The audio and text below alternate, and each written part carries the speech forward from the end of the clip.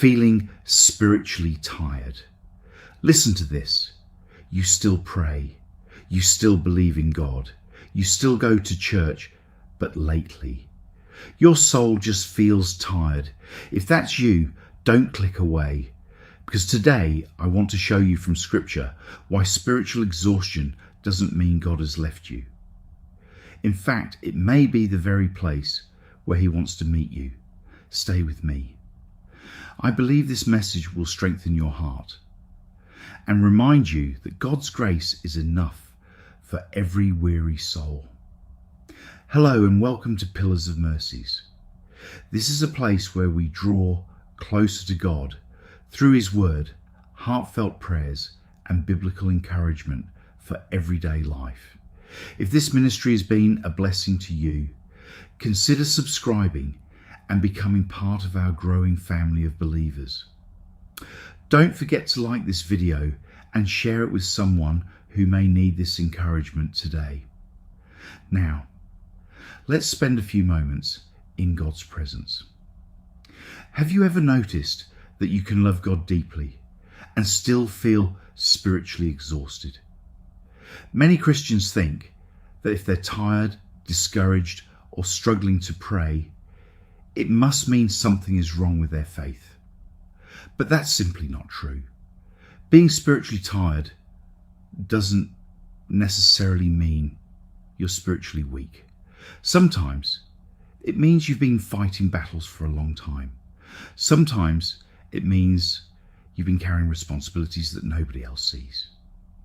Sometimes it means you've spent so much time pouring into others that you've forgotten what it feels like to be refreshed yourself. One of the greatest lies the enemy whispers is this: if you were really close to God, you wouldn't feel this way. But the Bible tells a different story. Let's look at one of the greatest prophets who ever lived. Elijah. Even God's servants get tired. In 1 Kings chapter 18, Elijah experienced an incredible victory. God answered his prayer by sending fire from heaven before all the people. Imagine witnessing such a miracle. You would think Elijah would feel unstoppable. But in the very next chapter, everything changed. Queen Jezebel threatened his life, and Elijah ran into the wilderness. He became so overwhelmed that he prayed, "It is enough. Now, O Lord, take away my life." This is the same man who had just witnessed one of God's greatest miracles. What happened?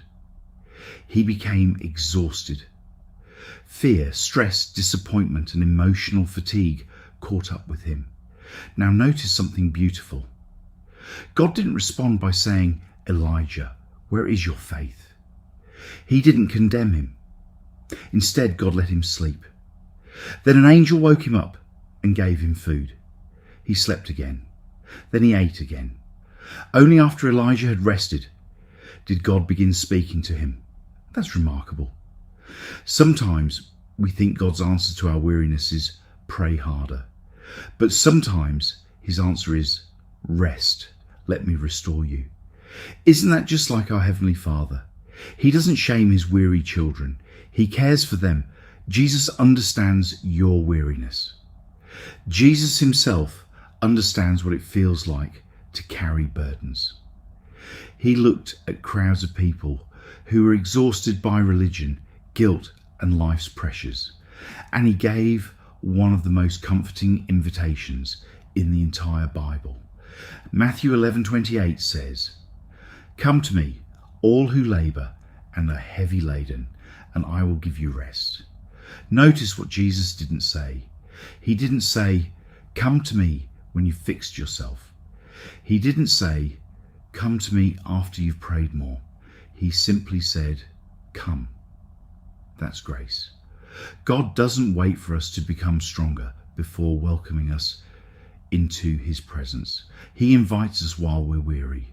Someone once said, "Grace meets us where we are, but it never leaves us where it found us." I love that, because God's presence isn't a reward for perfect Christians. It's a refuge for weary ones. Sometimes the strongest Christians are the tired ones. Have you ever noticed that marathon runners don't collapse because they're lazy? They collapse because they've been running. Likewise, some believers are tired because they've remained faithful. You've kept trusting God through unanswered prayers. You've kept worshipping through heartbreak. You've kept showing kindness when people misunderstood you. You've kept believing while carrying silent pain. If that's you, hear this today. God sees every unseen battle. Hebrews 6:10 reminds us, God is not unjust. He will not forget your work and the love you have shown him. People may overlook your sacrifices. God never does. Every tear, every prayer, every act of obedience, every moment you chose faith instead of fear. God has seen it all. The danger of running on empty. One reason many believers become spiritually exhausted is because we've mistaken activity for intimacy. We become busy doing things for God while spending very little time simply being with him. Think about Mary and Martha. Martha was serving. Mary was sitting at Jesus' feet. Jesus didn't say serving was wrong, but he reminded Martha that Mary had chosen what was most important.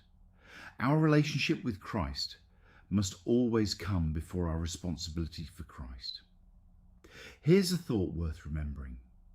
You can be busy in ministry and still be spiritually empty. God never asked us to impress him with constant activity. He simply asked us to abide in him. Jesus said in John 15, "Apart from me, you can do nothing." Branches don't struggle to produce fruit. They simply stay connected to the vine. Maybe today, God isn't asking you to do more. Maybe he's inviting you to remain closer. David knew what a weary soul needed. Psalm 23 is one of the most loved chapters in Scripture. But notice what David says. He restores my soul. David doesn't say, I restore my own soul. Only God can do that. There are some forms of exhaustion that sleep alone cannot fix. You can sleep for 10 hours and still wake up spiritually empty. But one moment in God's presence can strengthen your heart in ways nothing else can. Isaiah 40:31 says, "They that wait upon the Lord shall renew their strength." Notice the word renew. God doesn't simply patch us up. He renews us. He gives fresh strength for today's journey. 5 practical ways to recover spiritually. If you're spiritually tired today, here are 5 simple things you can begin doing. First, be honest with God. Stop pretending everything is fine. The Psalms are filled with honest prayers. God already knows your heart. Tell him exactly how you feel. Second, stop measuring your relationship with God by your emotions. Some days you'll feel close, other days you won't. Your feelings change, God's faithfulness doesn't.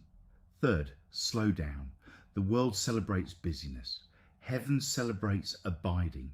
Create moments each day where you simply sit with God's word without rushing. Even 15 quiet minutes can change the direction of your day. Fourth, remember God's faithfulness. Keep a journal of answered prayers.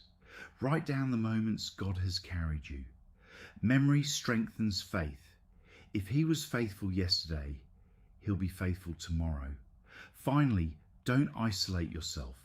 The enemy loves isolated believers. Reach out to mature Christians. Let someone pray with you. Galatians reminds us to bear one another's burdens. You were never meant to carry life's weight alone. Before we pray, I want you to remember one simple truth. Your value has never depended on how strong your faith feels today. Your value was settled the day Jesus stretched out his hands on the cross. He loved you then, he loves you now, and he will love you tomorrow.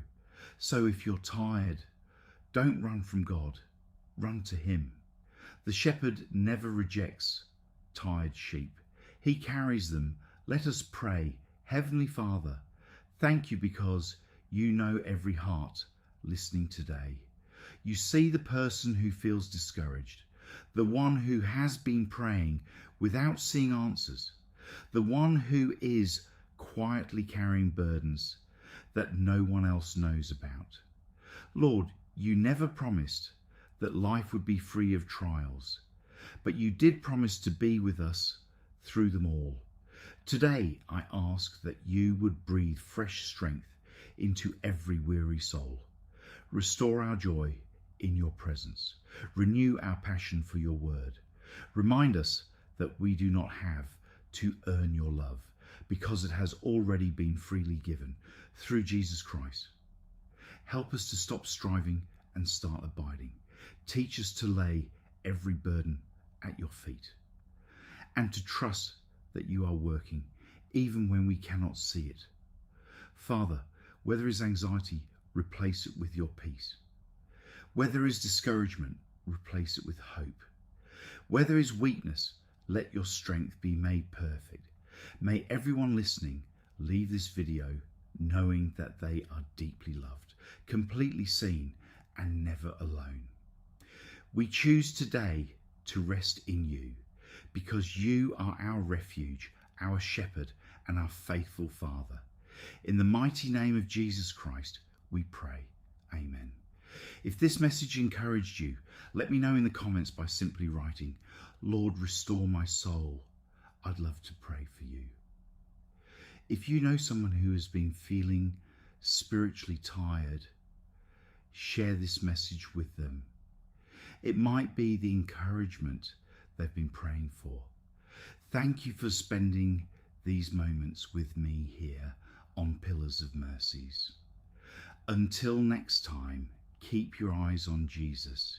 Keep trusting his promises, and remember, the God who called you is also the God who will sustain you. God bless you.